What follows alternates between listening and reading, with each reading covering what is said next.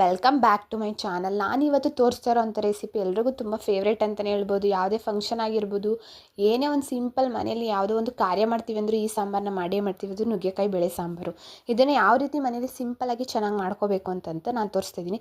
ಮೊದಲಿಗೆ ನಾವು ನುಗ್ಗೆಕಾಯಿನ ನೀಟಾಗಿ ಸಿಪ್ಪೆನೆಲ್ಲ ತೆಗೆದುಕೊಂಡು ಒಂದು ಮೀಡಿಯಮ್ ಸೈಜಲ್ಲಿ ನಾವು ಕಟ್ ಮಾಡ್ಕೋಬೇಕು. ಅದಕ್ಕಿಂತ ಮುಂಚೆ ನಾವು ಹುಣಸೆಹಣ್ಣು ನೆನೆಸಿಟ್ಕೋಬೇಕು.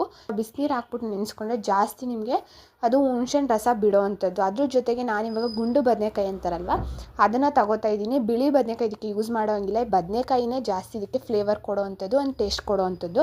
ಅದರಿಂದಾಗಿ ಮತ್ತು ಆಲೂಗೆಡ್ಡೆ ಒಂದು 2 ಮೀಡಿಯಮ್ ಸೈಜು ಮತ್ತು ಒಂದು 2 ಬದನೆಕಾಯಿನ ಕಟ್ ಮಾಡಿ ಇಟ್ಕೊಂಡಿದ್ದೀನಿ. ನುಗ್ಗೆಕಾಯಿನೂ ಕಟ್ ಮಾಡಿ ಇಟ್ಕೊಂಡು ಅದ್ರ ನಾವು ಕಟ್ ಮಾಡೋಷ್ಟರಲ್ಲಿ ಬೇಳೆ ಕೂಗೋಕ್ಕಿಟ್ಟಿದ್ದೀನಿ. ಬೇಳೆ, ಟೊಮೆಟೊ ಮತ್ತು ಬೆಳ್ಳುಳ್ಳಿ, ಒಂದು ಚಿಟಿಕೆ ಅರಿಶಿನ ಪುಡಿನ ಹಾಕ್ಬಿಟ್ಟು ಒಂದು ಸ್ಪೂನು ಆಯಿಲ್ನ ಹಾಕ್ಬಿಟ್ಟು ನಾನು ಬೇಳೆನ ಒಂದು 4 ವಿಸಿಲ್ ಹೊಡ್ಸ್ಕೊಂಡಿದ್ದೀನಿ. ಇದಕ್ಕೆ ಬೇಳೆ ಚೆನ್ನಾಗಿ ಬೆಂದ್ರೇ ಇದಕ್ಕೆ ಸಾಂಬಾರು ಟೇಸ್ಟ್ ಬರೋ ಅಂಥದ್ದು. ಅದರಿಂದಾಗಿ ಬೇಳೆನೂ ಬೆಂದಿದೆ.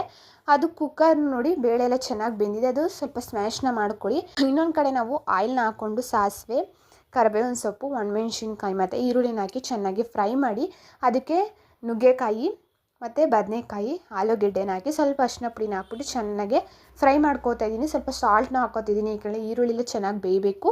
ಮತ್ತು ನುಗ್ಗೆಕಾಯಿ ತಿನ್ಬೇಕಾದ್ರೆ ಸಪ್ಪೆ ಅನಿಸ್ಬಾರ್ದು ಅಂತ ಅಂದ್ಬಿಟ್ಟು ಅದು ಚೆನ್ನಾಗಿ ಫ್ರೈ ಆದಮೇಲೆ ಎಣ್ಣೆ ಬಿಟ್ಕೊಳ್ಳುತ್ತಲ್ಲ, ಆ ಟೈಮಲ್ಲಿ ನೀವು ಇದಕ್ಕೆ ಹುಣಸೆಹಣ್ಣು ರಸನ ಹಾಕ್ಬಿಟ್ಟು ಮತ್ತೆ ಚೆನ್ನಾಗಿ ಫ್ರೈ ಮಾಡಬೇಕು. ಇದು ಚೆನ್ನಾಗಿ ಫ್ರೈ ಆಗಬೇಕು. ಅಷ್ಟರಲ್ಲಿ ಬೇಳೆ ಬೆಂದಿರೋ ಅಂಥ ಬೇಳೆನ ಚೆನ್ನಾಗಿ ಸ್ಮ್ಯಾಶ್ನ ಮಾಡಿ ನಾವು ಇದಕ್ಕೆ ಹಾಕಬೇಕಾಗುತ್ತೆ. ನುಗ್ಗೆಕಾಯಿ ಎಲ್ಲ ಫ್ರೈ ಆದಮೇಲೆ ಬೇಳೆನ ಹಾಕೋತಾ ಇದ್ದೀನಿ. ಬೇಳೆನ ಹಾಕ್ಕೊಂಡು ನೀಟಾಗಿ ಮಿಕ್ಸ್ ಆಗಬೇಕು. ನೋಡಿ, ತುಂಬ ಚೆನ್ನಾಗಿ ಮಿಕ್ಸ್ ಆದಮೇಲೆ ಮನೇಲೇ ಮಾಡಿರೋವಂಥ ಖಾರದ ಪುಡಿನ ಯೂಸ್ ಮಾಡ್ತಾ ಇರೋದು. ಅಂಗಡಿ ಪುಡಿಯೆಲ್ಲ ಯೂಸ್ ಮಾಡೋಕ್ಕೆ ಹೋಗ್ಬಿಡಿ. ನೀವು ಮನೇಲೇ ಮಾಡಿರೋವಂಥ ಖಾರದ ಪುಡಿನ ನಾನು 2 ಸ್ಪೂನ್ ಖಾರದ ಪುಡಿನ ಹಾಕೋತಾ ಇದ್ದೀನಿ. 2 ಸ್ಪೂನ್ ಖಾರದ ಪುಡಿನ ಹಾಕ್ಕೊಂಡು ಸ್ವಲ್ಪ ನೀರನ್ನ ಹಾಕ್ಕೊಂಡು ನೀಟಾಗಿ ಮಿಕ್ಸ್ ಮಾಡ್ಕೊಳ್ಳಿ. ಯಾಕಂದರೆ ಡೈರೆಕ್ಟಾಗಿ ನಾವು ಖಾರದ ಪುಡಿ ನೀರೆಲ್ಲ ಒಟ್ಟಿಗೆ ಹಾಕ್ಬೋದು, ಬಟ್ ಬಿಸಿ ಇರುತ್ತಲ್ವ, ಅದು ಉಂಡೆ ಥರ ಆಗಿಬಿಡುತ್ತೆ ಖಾರದ ಪುಡಿ, ಗಂಟು ಥರ. ಅದಕ್ಕೋಸ್ಕರ ನೀವು ಸಪ್ರೇಟ್ ಒಂದು ಪಾತ್ರೆಯಲ್ಲಿ ನೀವು ಖಾರದ ಪುಡಿ ನೀರನ್ನ ಚೆನ್ನಾಗಿ ಕಲಿಸ್ಬಿಟ್ಟು ಹಾಕೋದ್ರಿಂದ ಗಂಟು ಹತ್ರ ಏನೂ ಆಗೋದಿಲ್ಲ. ಮತ್ತು ರುಚಿಗೆ ತಕ್ಕಷ್ಟು ಉಪ್ಪು ಹಾಕ್ಬಿಟ್ಟು ಚೆನ್ನಾಗಿ ಕುದಿಯೋದಕ್ಕೆ ಬಿಡಿ. ಕುದಿಯೋ ಅಷ್ಟರಲ್ಲಿ ನಾವು ಹಸಿ ಕಾಯಿ ತುರಿ ಮತ್ತು ಕೊತ್ತಂಬರಿ ಸೊಪ್ಪನ್ನೆಲ್ಲ ರೆಡಿನ ಮಾಡಿಕೊಂಡು ನೀವು ಇದರೊಳಗಡೆ ಹಾಕ್ಬಿಟ್ಟು ನೀಟಾಗಿ ಮಿಕ್ಸ್ ಮಾಡಬೇಕು. ಚೆನ್ನಾಗಿ ಕುದಿಬೇಕದು. ಸ್ವಲ್ಪ ಮೀಡಿಯಮ್ ಹದದಲ್ಲಿರಬೇಕು. ಜಾಸ್ತಿ ಗಟ್ಟಿನೂ ಇರಬಾರ್ದು, ಜಾಸ್ತಿ ತೆಳ್ಳೂ ಇರಬಾರ್ದು. ಮತ್ತು ನುಗ್ಗೆಕಾಯಿ ಬೆಂದಿದೆಯಾ ನೋಡಿಬಿಟ್ಟು ಆ ನಂತರ ನೀವು ಒಂದು 2 ಸ್ಪೂನ್ ತುಪ್ಪನ ಹಾಕ್ಬೋದು. ಇದಕ್ಕೆ ಬೇಕಂದರೆ ನಿಮಗೆ ಟೇಸ್ಟ್ ಚೆನ್ನಾಗಿರುತ್ತೆ. ಮತ್ತು ಇನ್ನೊಂದು ಆಪ್ಷನ್ ಬೇಕಂದರೆ ನೀವು ಸಾಂಬಾರು ಪೌಡರ್ ಬರುತ್ತಲ್ವ ರೆಡಿಮೇಡು, ಅದನ್ನ ಒಂದು ಸ್ಪೂನ್ ಹಾಕಿದ್ರು ಫ್ಲೇವರ್ ಚೆನ್ನಾಗಿರುತ್ತೆ.